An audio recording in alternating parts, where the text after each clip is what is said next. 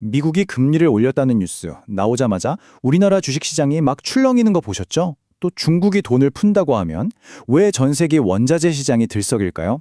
이런 일들이 대체 왜 벌어지는 걸까요? 그 비밀의 열쇠가 바로 오늘 우리가 함께 파헤쳐볼 경제 모형 안에 숨어 있습니다. 세계 경제는 보이지 않는 끈으로 아주 촘촘하게 연결되어 있거든요. 자, 한 나라의 정책이 국경을 넘어 어떤 도미노 효과를 일으키는지 그 원리를 명쾌하게 한번 들여다보겠습니다. 네, 오늘 우리가 함께 공부할 내용은요. 국제 경제학을 공부하는 분들이라면 꼭 봐야 하는 필독서죠. 바로 김인준, 이영섭, 김신관 교수님의 국제경제론, 그중에서도 제7장 6절 이국 개방경제 모형입니다.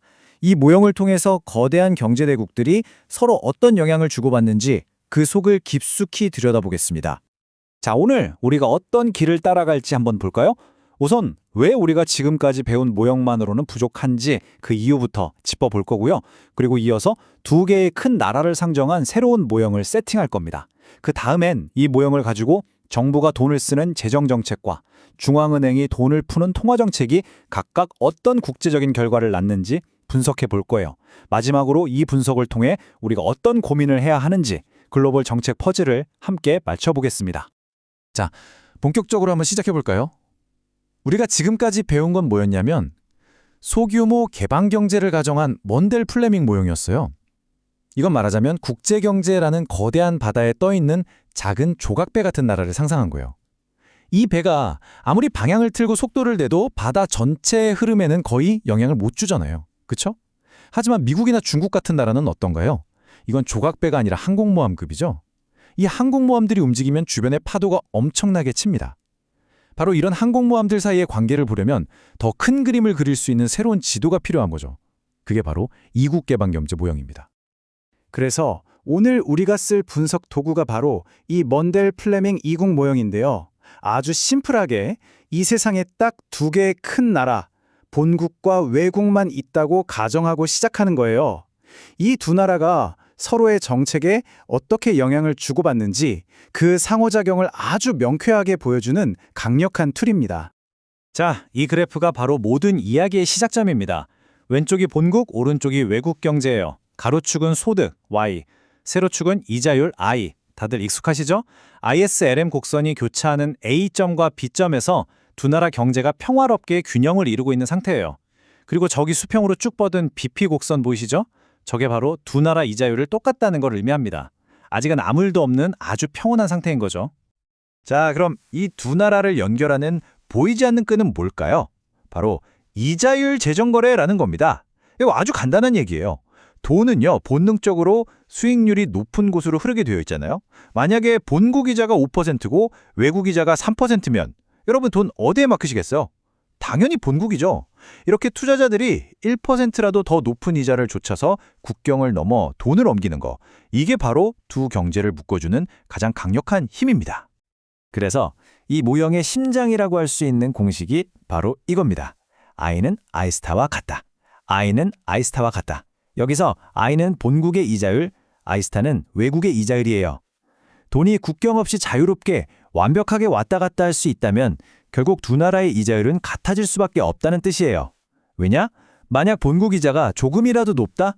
그럼 전 세계 돈이 본국으로 우르르 몰려들겠죠. 반대면 썰물처럼 빠져나갈 거고요. 이런 움직임 때문에 결국 이자율은 저울처럼 수평을 맞추게 되는 겁니다. 앞으로 우리가 할 모든 분석은 바로 이 대전제 위에서 이루어진다는 거 꼭 기억해 두셔야 합니다. 자, 그럼 이제 진짜 시뮬레이션을 한번 해볼까요? 첫 번째 시나리오입니다. 본국 정부가 갑자기 지출을 늘려서 경기를 부양하기로 했어요. 확장적 재정 정책을 쓴 거죠. 과연 어떤 일들이 연쇄적으로 벌어질까요? 다시 이 그래프를 소환해 보겠습니다. 이제 이 그림 위에서 도미노가 어떻게 쓰러지는지 하나씩 따라가 볼 거예요. 정부가 지출을 늘린다. 이건 재화시장이 직접 돈을 푸는 거잖아요. 그럼 어떤 곡선이 움직여야 할까요? 그렇죠. 바로 재화시장의 균형을 보여주는 IS 곡선입니다. 자, 연쇄 반응 시작합니다. 첫째, 정부가 돈을 쓰니까 총수요가 늘어서 IS 곡선이 오른쪽으로 슝 이동해요. 그랬더니 어라? 본국의 이자율 I가 세계 이자율 I스타보다 높아졌네요. I는 I스타, 균형이 깨진 거죠. 그럼 어떻게 된다고요? 그렇죠. 전 세계의 한번이가 더 높은 이자를 먹으려고 본국으로 몰려들어요. 달러가 막 들어오니까 본국 통화 가치가 올라가겠죠. 환율이 떨어지는 겁니다. 자, 환율이 떨어지면 수출 기업들은 울상이 돼요. 물건값이 뒷세지니까요. 그래서 순수출이 줄면서 처음에 정부가 돈 풀었던 효과가 일부 깎여요. 하지만 여기서 끝이 아닙니다. 진짜 중요한 건 그 다음이에요. 어쨌든 본국의 소득이 늘었잖아요. 그럼 우리 국민들이 수입차도 더 사고 해외 직구도 더 많이 하겠죠. 본국의 수입 증가는 곧 누구의 수출 증가죠? 맞습니다. 바로 외국의 수출 증가예요. 결국 외국 경제도 덩달아 좋아지는 겁니다. 그러니까 핵심은 이거예요. 본국의 확장 재정 정책이 무역이라는 다리를 건너서 외국의 소득까지 함께 성장시키는 긍정적인 파급 효과, 이걸 영어로 스필러버 효과라고 하는데 이런 효과를 만들어낸다는 겁니다. 다 같이 잘 되는 거죠. 좋습니다. 재정정책이 윈윈 게임을 만든다는 걸 봤어요. 그럼 두 번째 시나리오로 가볼까요? 이번엔 정부가 아니라 중앙은행이 나섭니다. 돈을 찍어서 푸는 거죠. 확장적 통화정책. 과연 이번에도 모두가 웃을 수 있을까요? 아마 결과는 아주 다를 겁니다. 자, 이번엔 통화정책 버전의 그래프입니다. 중앙은행이 통화량을 늘리면 어디에 영향을 주죠? 바로 화폐 시장이죠. 그렇다면 당연히 움직이는 곡선은 화폐 시장의 균형을 나타내는 LM 곡선입니다. 자, 이번엔 어떤 도미노가 쓰러지는지 보죠. 첫째, 중앙은행이 돈을 풀었더니 시중에 돈이 흔해지면서 LM 곡선이 오른쪽으로 이동합니다. 그랬더니 이번엔 본국의 이자율이 세계 이자율보다 낮아졌네요. 자, 이제 돈은 어디로 흐를까요? 당연히 이자율이 낮은 본국을 떠나서 더 높은 이자를 주는 외국으로 빠져나가겠죠. 자본이 유출되는 겁니다. 본국 돈을 팔고 외국 돈을 사서 나가니까 본국 통화 가치가 뚝 떨어져요. 환율이 오르는 거죠. 자, 환율이 오르면 누가 웃죠? 수출 기업들이죠. 우리 물건이 싸지니까 해외에서 불티나게 팔립니다. 순수출이 확 늘어나면서 본국 경제는 더 좋아져요. 그런데 여기서 아주 결정적인 문제가 생깁니다.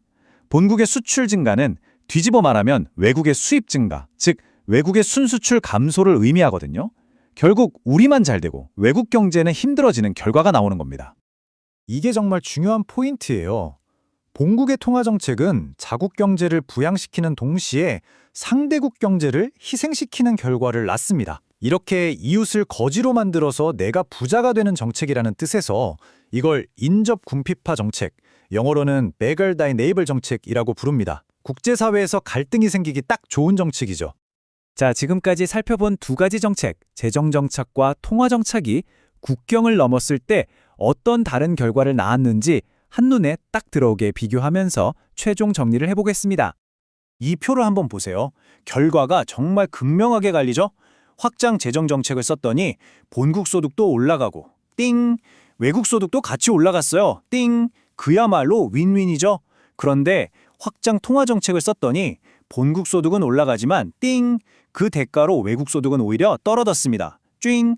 한쪽이 웃으면 다른 한쪽은 우는 제로섬 게임이 된 거예요. 똑같이 경제를 살리는 정책인데도 국제적으로 미치는 영향은 이렇게 정반대인 겁니다.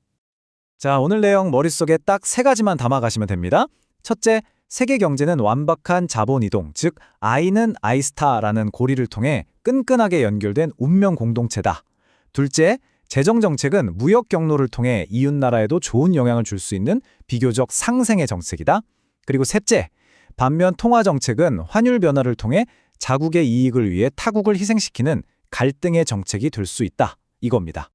오늘 분석을 통해 우리는 한 가지를 확실히 깨달았습니다. 이제 어떤 나라도 혼자 살 수 있는 섬이 아니라는 거죠. 그렇다면 마지막으로 질문 하나를 던져보겠습니다. 이렇게 서로의 정책에 영향을 주고받는 세상에서 다 같이 잘 살기 위한 국제적인 협력, 즉 정책 공조는 그냥 하면 좋은 선택의 문제일까요? 아니면 반드시 해야만 하는 생존의 문제일까요? 이 질문에 대한 답을 한번 고민해 보시면서 오늘 시간을 마무리하겠습니다.